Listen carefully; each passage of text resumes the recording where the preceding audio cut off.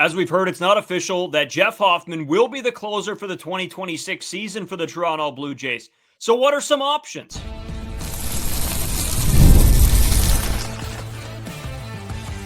You are Locked On Blue Jays, your daily Toronto Blue Jays podcast. Part of the Locked On Podcast Network, your team every day. Welcome back to Locked On Blue Jays, part of the Locked On Podcast Network, now the #1 sports podcast network, your team every day. Today's episode brought to you by FanDuel. Right now, new customers can bet just $5, and if your bet wins, you'll get $300 in bonus bets to use across the app. Download the app today. Edwin Diaz and the Toronto Blue Jays have had conversations. We'll get into that as well, but also, who is going to be the closer for this 2026 Toronto Blue Jays roster? It's not confirmed that it's going to be Jeff Hoffman. Are there in-house options? Are they going to look at the market? It's going to be a big question. And what is the status on Nick Sandlin? Something we've waited a couple days to share with you guys, but we'll get into that in the third segment. As always, I'm Brayden Iwasko. He's Carter First. You can find us on Twitter, Brayden5 Iwasko. Carter First, too, as well on our main Twitter account, @LockedOnJays. You can follow us on Instagram and TikTok, @LockedOnBlueJays. And if you're new here to YouTube, hit that subscribe button. It does help us out a ton. And why not? I mean, it's free to do so.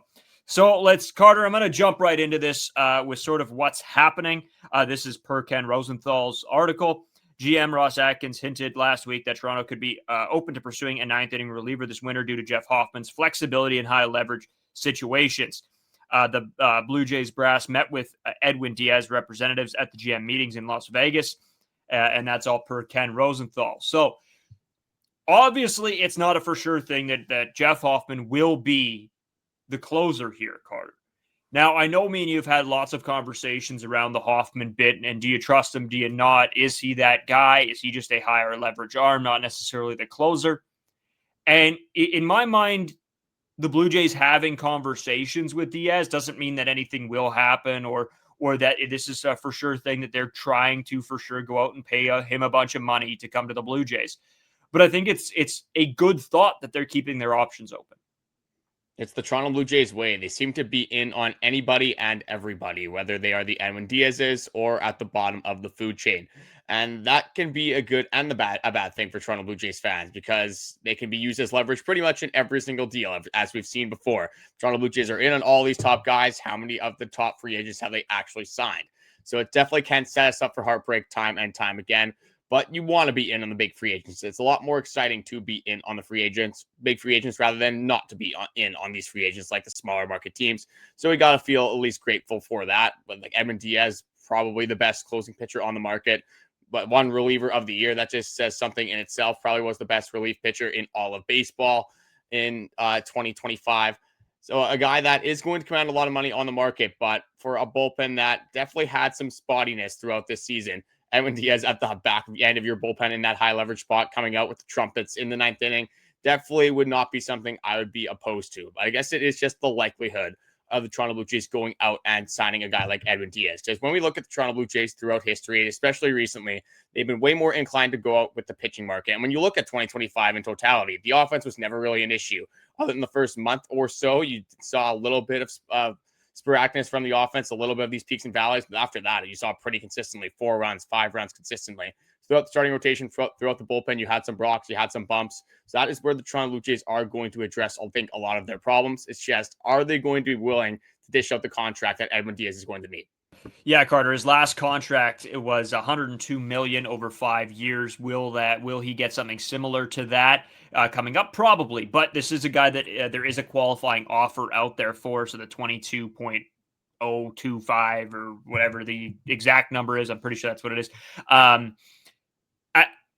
I'm interested to see what kind of contract a guy like this gets, because again, we talk about market setters, right? And Bo Bichette will be that for the infield. Kyle Tucker will be that guy for the outfield and sort of as the entire class itself.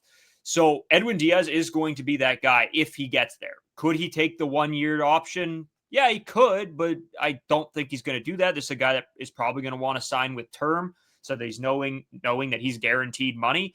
So I don't know. For this Blue Jays team, again, we have had a lot of conversations in our comment section.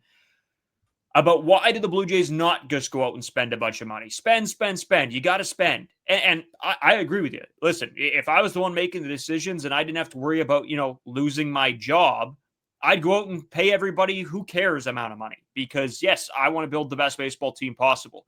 But you have to look at this from a business perspective as well, because there is only so much money to go around. Even though Rogers has a ton of it, I don't think they want to go and spend $14 billion on baseball players. That's just not going to happen. They have to be able to have a cap somewhere within their organization. So now where does all this money go to? We've had the conversation of Bo Bichette, Kyle Tucker, a starting pitcher, a bullpen arm. There's really only so much money to go around. So I don't know if a high-end reliever this season is in the cards as much as I would love it to be. I just can't see them going out and spending $20+ million on a reliever, Carter. There's a lot to consider when you're going to pay a relief pitcher this amount of money. For starters, Edwin Diaz is 31. That's not necessarily old, especially as a pitcher. For a guy that's going to want a 4, 5, 6 year length of contract, that is something that is manageable. But when we look at the Toronto Blue Jays right now, it kind of just, we're looking at it in terms of positions of need. But you can definitely argue that bullpen needs is one of the strongest needs for the Toronto Blue Jays. I think with Edwin Diaz, if you could be promised that, if you knew for sure that he was going to be the Edwin Diaz that you've seen in 2025, 2024, and then 2022 and 2021 before he had that freak knee injury in the World Baseball Classic after the celebration. But if he's that guy that we've seen the last 4 healthy seasons, I think the Toronto Blue Jays would definitely be willing to pay that $25 million contract AAV-wise. That's probably where it's going to end up being. I think they'd be more than willing to do that. But when you consider injuries, if one guy goes down, especially as a relief pitcher, that is a lot of money to be paying a relief guy to be injured. But you're never expecting a guy to be injured when you're signing them anyway. So I don't think you could really falter on that. You don't want to just prey on the downfall of Edwin Diaz. If you sign him, you got to obviously hope that he's healthy. If he gets injured, you just have to unfortunately deal with that as every single baseball club has to do.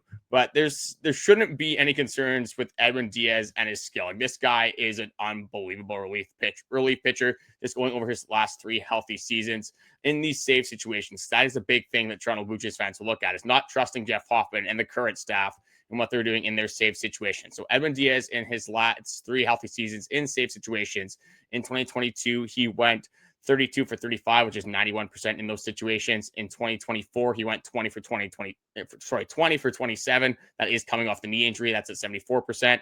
And then this past season in 2025, he went 28 for 31. That is 90%. And then just for reference, Jeff Hoffman this season went 33 for 40 in those save opportunities. That is 83%. And then if you're looking at the contracts, Edwin Diaz probably going to be AAV-wise between 20 and 25 million. Jeff Hoffman is at 11 million. So if you're looking for the more success, the contract definitely correlates with that. And you can't be opposed to getting Edwin Diaz. But that big money question is going to be, is the risk of signing Edwin Diaz to one of the highest contracts ever for a relief pitcher going to be worth it in the long run? Yeah, it's an interesting conversation, right? Because I think that we all understand the significance of pitching, especially in regards to the postseason, Carter. But, when you look at Edwin Diaz's numbers, you do really understand why this guy is so highly touted and why he's about to get one of the biggest contracts for a relief pitcher. I mean, just over the past 3 seasons, he has a 2.08 ERA. And that's, even if you average it out per 162 games over his last 3 seasons, he comes out at a 3.1 a WAR as well. So it's a very interesting, I guess, struggle for the Blue Jays, because in some regards, how much are then you willing to spend on a bullpen, right? You're going to have to bring guys back. You're going to have to pay extra guys to come in. You're going now to have an $11 million player be a setup man. To me, that just blows my mind. I just think you're allocating over $30 million to 2 guys in the bullpen. I just don't know if that's doable in terms of not only money, but just how does that make sense for a baseball team to have $30 million and 2 pitchers in the bullpen? That just doesn't correlate in my head. And that's also when we want them to go out and get another starting pitching arm and a higher touted starting pitching arm. How do you spend $20 million on one guy and then go and spend 20 some million dollars on a starting pitcher as well? To me, that's That's just very unlikely. And I know a lot of people are saying, we got this comment as well, Carter, and not word for word, but that they made so much money in regards to the postseason. Well, they did an estimate, and their estimate was that they made an extra $50 million from the Blue Jays postseason. So you got to think they're not going to use all of that $50 million. This goes back to an episode we did right coming off of the into the offseason, Carter. And so say it's an extra $30 million. That's great. That pays for, one pitcher or one bullpen arm or one player, as in Bichette, Kyle Tucker, but it doesn't pay for everybody. And so I think we can expect this payroll to go up. I think we're all in the same boat here. I think we're all thinking the same thing, that this team is going to want to try to get better and get back to that postseason. But what is realistic, I think it really has to be thought about here, because if we're expecting them to go out and make every single massive move, I think you're lost. I think that we can't think that way, because then we're just going to disappoint ourselves. So I think at the end of the day, have tempered expectations. I don't think that they're going to go out and get Diaz, as much as I think it's great that they're talking to him. I just think that this is not on the table, Carter. Yeah, like in theory, they should be able to get all these guys. The amount of money that Rogers makes, again, their aggressiveness in the especially pitching market, you would think that they would, continue to be aggressive, because how important, obviously, we've seen throughout the playoffs, it is to have that back end of the reliever guy, a guy that can come in the ninth inning and kind of just shut things down. When you saw it with, especially Andres Munoz, it's a very good example that I like to use. You get, like, when we were playing the Mariners in the LCS, we were sitting on the couch watching those games. We're like, this gets to the ninth inning, it's over. And that's the type of guy that you want, especially if you're going to be a World Series contending team. And you have that extra money coming off the books, obviously, from making that World Series run. So not really coming off the books, just extra revenue that you granted and you earned. And then you have Chris Bassitt's money, you have Max Scherzer's, you have Bichette's arbitration, in a sense, coming off of the books as well. You probably want that you reinvest that in Bichette. So, like, Rogers has the money. It's just, are they going to increase the payroll enough to get all these guys? So, they have the ability to do it, but is it realistic in the sense that is Edward Rogers going to be willing to increase it that significantly? There's a lot of things that would, suggest that. You just were so close, an out and a strike away from winning a World Series. Everything suggests that, hey, you probably should reinvest as much as you possibly can into this team. But usually what ends up happening is when you pay for, like, the top of the end relief pitcher. I know Edwin Diaz has everything supporting him that he should be good for the future, a guy that is durable other than that freak injury. He's made at least 54 appearances in 4 of his last 5 healthy years. So, like, this is a guy that doesn't really carry a lot of concern. But again, when you have that much money going into a bullpen, whereas usually $11 million for Jeff Hoffman, I think a lot of fans are going to argue that you're going to have to use Jeff Hoffman as a setup man, no matter how much he's making, just because he is, has had some times where he has been at least interesting to watch, and you haven't had your full confidence in Jeff Hoffman. So they're definitely going to add to the bullpen, but is it going to be Edwin Diaz at the top of the market when they want to be in a top end starting pitcher, and they're already in on guys like Kyle Tucker and Bichette? So like you said, is it realistic that they're going to land all 3 guys? Probably not, but they definitely have the ability to. Well, and I think the other thing, Carter, that's lost on a lot of us fans is that they're not paying for Edwin Diaz's $20 million contract just this season. If they sign him to a 4 or 5 year deal, they're locked into paying him $20 million for 5 years. That is a ton of money. And I think we zero in on looking at this stuff on a year-to-year basis. And, well, it's only this much, and it's only this much, and it's only this much. Whereas when you add everything up together, every year of Anthony Santander's contract, Vladimir Guerrero Jr.'s contract, a possible Bichette contract, a possible all of these years. If you're talking 8 to 14 year deals in regards to Vladdy, that's a ton of money. We're talking $500 million on one player that they just spent on, and that's not included the rest of the guys on the roster. It's unbelievable to think of the amount of money being put into baseball. And I want them to go out and do as much as possible. If I'm sitting here on my couch, I'm saying, pay this guy, pay this guy, pay this guy. But I think we'll have to realize that that's just not going to happen. And not only is it not going to happen from a Blue Jays perspective, it's not going to happen because other teams are going to be willing to pay those guys as well. So when a guy like Edwin Diaz doesn't end up coming to the Toronto Blue Jays, you can't be like, oh, well, how come they didn't get him? They should have paid him whatever he wanted. Well, there were other teams that were paying him whatever he wanted, literally. So they're not only fighting against how much money they want to spend, but they're also fighting against other teams. And it's so I just don't want anybody's hopes to get too high. I think they will bring in pieces. It just may not be every single amazing piece that you want to come here. Well, and like as for reference, we thought Tanner Scott was one of the best closers in all of baseball, one of the best bullpen arms in all of baseball. He signs a 4-year, $72 million deal with the Dodgers. It's not even on the World Series roster. Did have some injuries and things like that, but gave up 11 home runs. His ERA was 4.74 over that year. So like $18 million to pay for a guy that put up that production. And Edwin Diaz, I would have had him better before this season than Tanner Scott. But Tanner Scott was a very good pitcher, one of the best left-handed bullpen arms in all of baseball. Not saying that's going to happen to Edwin Diaz, but there's definitely is a possibility. So when it comes down to looking at the bullpen, like what the question is going to be weighed is, would you rather have a guy like Bichette, Kyle Tucker? Would you rather have that top of the market free agent starting pitcher, those Framber Valdez, the Dylan Cease, the Michael King, the Ranger Suarez, all those guys? Or would you rather have that, shutout guy or shutdown guy that comes out of the bullpen, the Edwin Diaz, the Ranger Suarez, the Yariel Iglesias, the Ryan Helsley, whoever you want?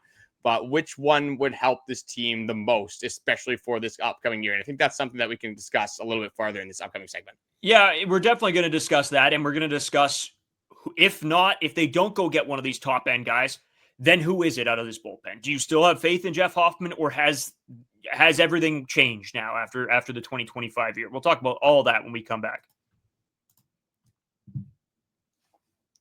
Today's episode is brought to you by FanDuel. You guys know how much I love FanDuel. Just made money yesterday, actually. It was great on some football. It was awesome. The NBA is also back, and there's no better place to get in on the action than FanDuel, the official sports betting partner of the NBA.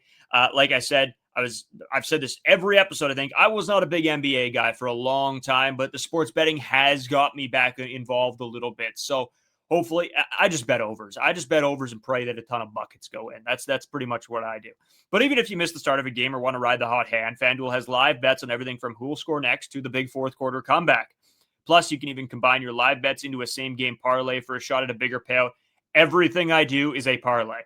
I might only throw $5 on the game, but it's going to be a 5-leg parlay that I pray to God hits.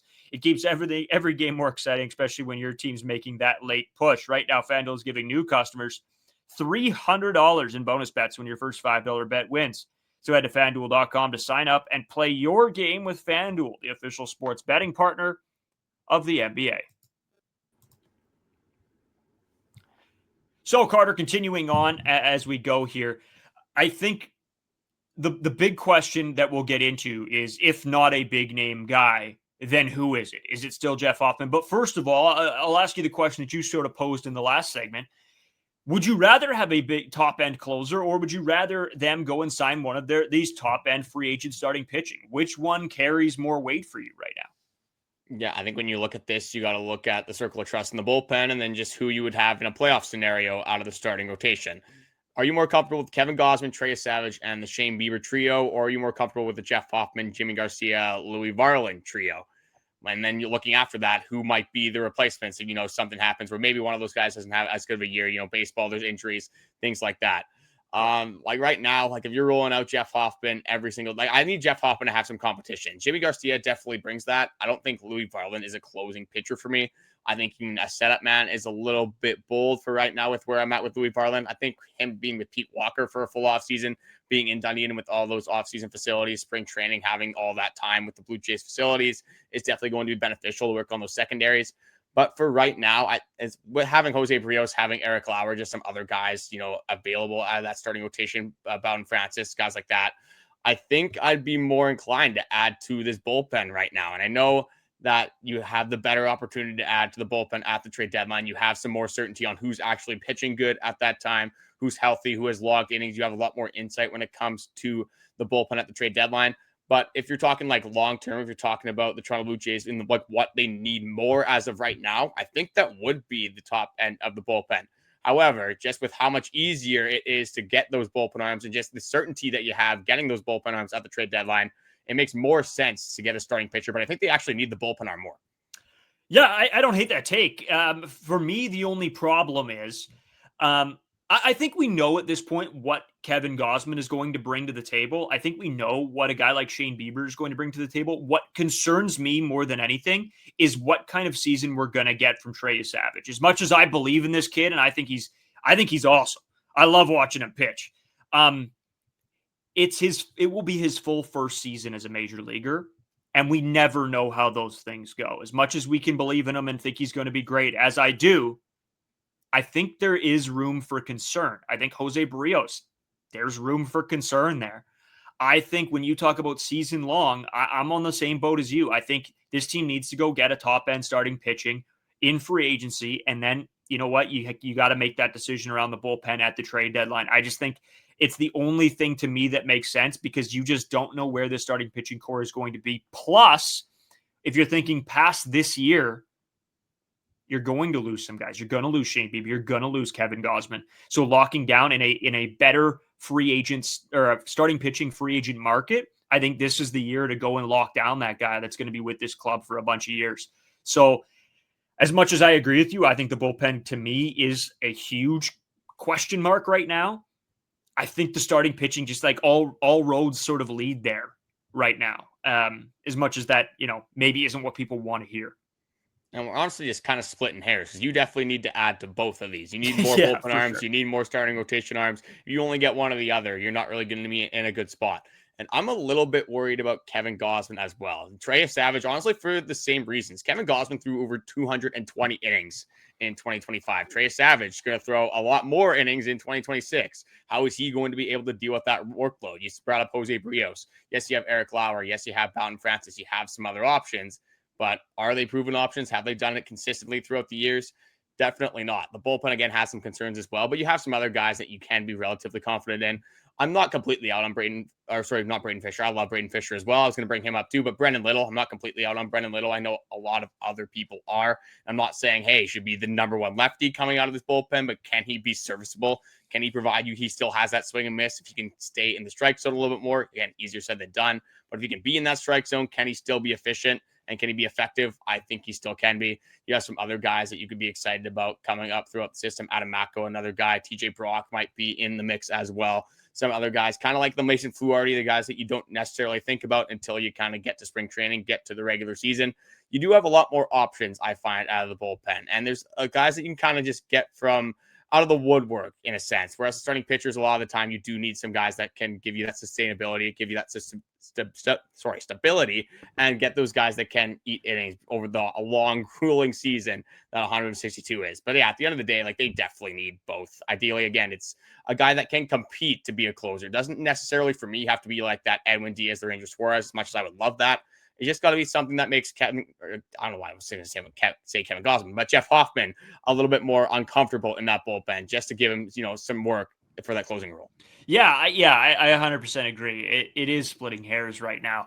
But my next question, I guess this leads us into it sort of, if they go and say as of right now, they go and make no bullpen moves, which they will, even if they don't get one of the big name guys, they'll get somebody that there's a sprinkle in, right?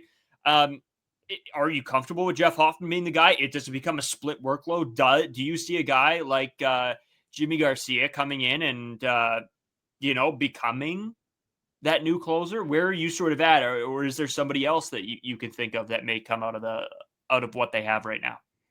I don't think, other than Yimi Garcia, I don't think anyone internally is going to take over that Jeff Hoffman spot. For me, it's just as long as they add externally and they give Jeff Hoffman just some competition. If he goes out and earns that role in spring training, he is disgusting and he has like that playoff caliber performance, other than, obviously the Game 7 of the World Series. Like, I'm going to be fine with that. If you just kind of lit a fire under Jeff Hoffman's butt and he earns that closing role, I'm okay with it. Then if it doesn't go well, you have Yimi Garcia, you have that new guy that you bring in, whoever it may be. We'll go over again a ton of different guys that could be options other than Edwin Diaz throughout this offseason. But as long as you bring in competition, if Jeff Hoffman is the guy that ends up winning that closing job, I'm not going to be upset if you have Louis Varland, Yimi Garcia, and then one more guy as your higher leverage relief pitchers.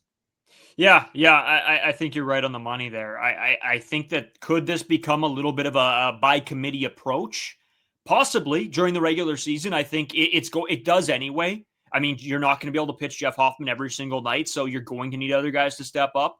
And I think there are guys that can serve that role in the regular season. Now, when you get to the playoffs and to that trade deadline, that's where maybe a bigger decision comes into play, and you got to make a move, and you got to trade away some young pieces that you can then work into a bullpen guy. So yeah, it's going to be interesting. I know this was a big, long conversation. but it's one that needs to be had because I don't think any of us are sitting here expecting Jeff Hoffman, or I don't want to say expecting Jeff Hoffman not to be that elite closer, but I think at that point, that's about where we are right now, is you can't expect him to go out there and teams to be afraid of him in the 9th inning. So yeah, it's going to be interesting, and we'll keep you guys up to date on any information that we get or that we come across sort of over the offseason here. But Carter, we do want to get into one more guy that, well, we talked a decent amount about possibly being a little bit of a diamond in the rough, or hey, you get him back. Well, maybe that's not the case. We'll talk about him when we come back.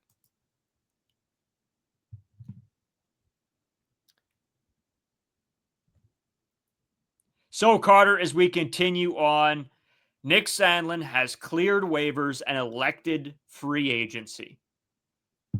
I don't know how to feel about this one. I thought this was a guy that was going to come back and be a little bit of a help to this bullpen. Was he going to be that top-end guy?